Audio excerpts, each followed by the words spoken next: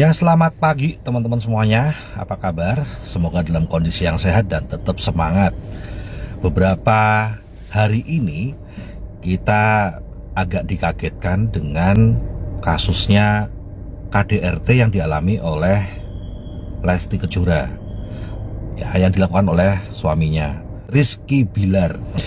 Ya, kenapa? Karena kita juga sampai melihat CCTV di saat Rizky Bilar di saat Rizky Bilar ini itu ngelempar bola biliarnya pada saat dia sama teman-temannya main gitu ya, ngelempar bola biliarnya ini ke si Lesti gitu. Wah, ngelihat adegan ngelemparnya aja sadis banget gitu ya. Wah, untung banget itu pada saat ngelempar karena lokasi atau posisi meja biliarnya tuh deket sama kolam renang, jadinya dia licin toh, kepleset gitu. Kalau misalnya nggak ada licin-licinnya kolam renang gitu ya, dan itu nggak kepleset dengan gaya lemparan seperti itu kan kayak orang mau mecahin kaca jendela gitu. Lemparannya itu penuh tenaga ya, dengan posisi yang bener-bener orang penuh marah. Saya nggak bisa bayangin bagaimana kalau Lesti yang kecil unyu-unyu ini itu kena lemparan bola biliar. Bola biliar, kena lemparan bola biliar itu, teman-teman. Ngeri ya.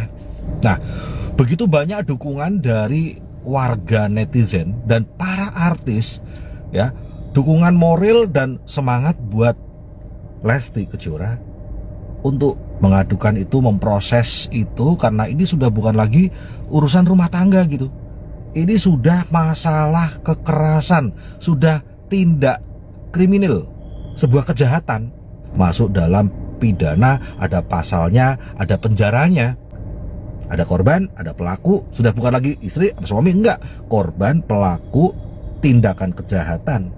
Tetapi kaget sesungguhnya justru terjadi ketika si Lesti ini mencabut kembali laporannya, sehingga si bola biliar ini sehingga si Rizky Bilar yang sudah diproses sama polisi, ya sudah damai, ya sudah.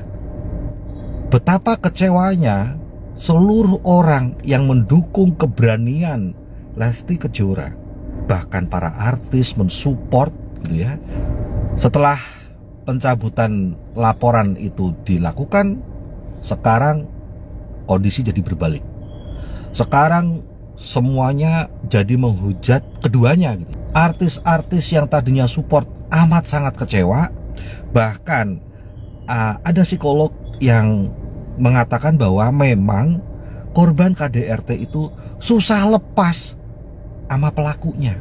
Biasanya korban KDRT itu harus mengalami 9 kali kekerasan dulu, baru akhirnya dia benar-benar tega untuk lepas dan benar-benar tega untuk ngelaporin. Karena memang faktanya yang melaporkan si Rizky Bilar ini bukan Lesti itu sendiri, bukan istrinya sendiri yang mengalami kekerasan, tetapi ayahnya Lesti. Nah, lalu ketika saya mikir-mikir, kok ini rada-rada mirip gitu sama pemikiran banyak TKW.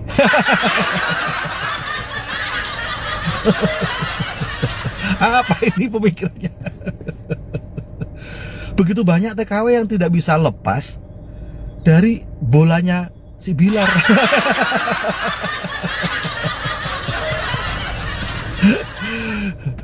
Maksud saya adalah para perantau, para TKW sebenarnya juga mengalami kekerasan dalam rumah tangga majikan. Ini bukan cuma sekedar cari uang, cari nafkah, bukan. Begitu banyak kekerasan dalam rumah tangga majikan yang dialami oleh para TKW. Mulai dari kekerasan yang benar-benar kelihatan nyata. Wah, yang namanya, saya harus belak-belakan, mohon maaf ya, ibu-ibu semuanya, mohon maaf. Saya harus bilang bahwa faktanya memang, terutama di negara Timur Tengah, kekerasan seksual itu terjadi gitu. Majikan itu udah kayak membeli si orang yang bekerja di rumahnya. Itu udah kayak budak properti. Perasaannya si majikan itu membeli. Kalau membayar gaji itu kan masih dihormati ya, namanya gaji itu kan dia masih karyawan, masih punya hak sebagai karyawan. Enggak, ini membeli. Kalau membeli itu ya, lu mau gua elus-elus ya boleh, gitu kan. Lu mau gua pangku-pangku juga boleh. Lu mau gua cium-cium juga boleh. Namanya juga lu adalah propertiku, peliharaanku. Ini benar-benar kisah yang dialami banyak sekali teman-teman para perantau, terutama di negara Timur Tengah. Sehingga di daerah Jawa Timur, di dekat Blitar, itu ada yang namanya Kampung Arab. Kenapa namanya Kampung Arab? Karena di sana, di kampung yang deso itu, banyak anak-anak kecil mukanya muka Arab gitu. Karena apa? Karena banyak para TKW dari negara Timur Tengah, terutama Arab Saudi, yang pulang bawa bayi gitu. Bukan pulang bawa duit, pulang bawa bayi gitu. Betul itu. Diklik Google aja kalau Anda mau tahu. Lalu juga kekerasan-kekerasan yang melanggar hak asasi, seperti misalnya kalau teman-teman di di Asia, seperti teman-teman yang ada di Hong Kong, Taiwan, Singapura ataupun Malaysia, Muslim yang harus masak babi, gitu. Kalau itu sudah sehari-hari gitu, ya, nggak boleh beribadah, nggak boleh sholat, nggak boleh pakai mukena. Ya nggak apa-apa untuk teman-teman yang memang tidak mau pakai hijab, ya nggak masalah. Tetapi bagi teman-teman yang pengennya pakai hijab, itu dirampas hak asasinya. Kekerasan, tanda kutip saya kasih kekerasan karena tidak secara physically, tetapi secara hak asasi. Ya, kekerasan yang harus dirasakan karena dampaknya memang dirasa gitu ya, yaitu seperti ketika keluarga yang sakit keras sampai masuk rumah sakit dan tidak boleh menjenguknya, sampai bahkan yang meninggal dunia, keluarga yang meninggal dunia pun dia nggak boleh gitu untuk pulang menengok. Ini yang meninggal bukan Pak De, Bude, Om, Tante, Bapak, Ibu, bahkan anak meninggal gitu, dan tetap tidak boleh pulang sama majikan. Artinya boleh pulang tapi jangan kembali lagi ke sini. Ya itu sama saja memecat gitu. Karena kan ini kan lucu banget. Orang tuanya meninggal di kampung, anaknya tetap harus masak gitu. Anaknya tetap harus nganterin sekolah anak majikan. Anaknya tetap harus gendong-gendong anak majikan, ngajak mainan. Orang tuanya meninggal loh. Ini kan bola biliar banget. Aduh. Para perantau, TKW atau TKI itu sebenarnya saya melihat mengalami kekerasan setiap hari seperti yang dirasakan oleh Lesti Kejora. Kekerasan terenggutnya, terampasnya hak-haknya dia. Kekerasan dalam rumah tangga majikan, KDRTM gitu. Nah, itu setiap hari. Karena juga pada saat hari raya pun juga nggak boleh pulang. Kalau lu pulang boleh sih, tapi jangan pulang lagi ke sini, jangan balik lagi ke rumah majikan ya. Itu kan sama saja dipecat. Ya. Apakah pekerjaan, uang itu harus sampai mengalahkan kemuliaan Tuhan? Itu kan sudah penistaan agama. Efeknya adalah keluarga yang berantakan. Anak-anak tumbuh tanpa kasih sayang. Orang tua yang sudah usia senja pun nggak pernah tahu gitu rasanya dia ngerayain Idul Fitri bersama anak-anaknya secara lengkap gitu ya, karena ada anaknya yang merantau. Rumah aja ditinggal setahun aja bobrok, apa meneh hubungan suami istri ditinggal setahun, ayo bobrok. Yang lucu alasan Lesti biliar. Lesti biliar. Ini si Lesti ini apa susah gitu ya pisah sama bola biliarnya si Bilar. Maksudnya bolanya si Bilar itu bola biliar. Jangan mikir yang aneh-aneh walaupun sama-sama bola gitu. Jadi alasan si Lesti Kejora ini mencabut laporannya adalah karena saya tidak ingin anak kami yang masih kecil itu kehilangan sosok ayah. Anak kami yang masih kecil tidak dapat kasih sayang dari ayahnya. Ini kan lucu banget gitu. Jadi si Lesti biliar gemes. Jadi si Lesti biliar si Lesti Kejora ini, dia itu masih memandang bahwa suami KDRT itu bukan pelaku kejahatan. Dan dia masih merasa bahwa bagi anaknya ini masih sosok ayah, bukan dianggap sebagai sosok orang yang menyiksa ibunya. Saya tidak ingin anak saya tidak dapat kasih sayang dari ayahnya. Pertanyaan saya, seorang ayah bisakah memberi kasih sayang sama anaknya kalau dia tidak bisa memberi kasih sayang sama istrinya? Bisakah? Ya bisa mungkin kalau memang pisah lama. Ini enggak, ini serumah loh. Ini serumah. Bisakah seorang ayah memberi kasih sayang pada anaknya jika dia bisa ngelempar bolanya? Bola biliar. Jika dia bisa melempar bola biliar pada istrinya, apakah sosok ini bisa menjadi kasih sayang dan bisa memberi contoh gitu pada anaknya, memberi teladan? Itu sebabnya psikolog sampai bilang bahwa korban KDRT itu bahkan bisa sampai harus mengalami 9 kali dulu penyiksaan, baru dia berani membuat keputusan untuk lepas. Jadi si korban ini susah lepas dari pelaku kejahatan yang menimpa dirinya.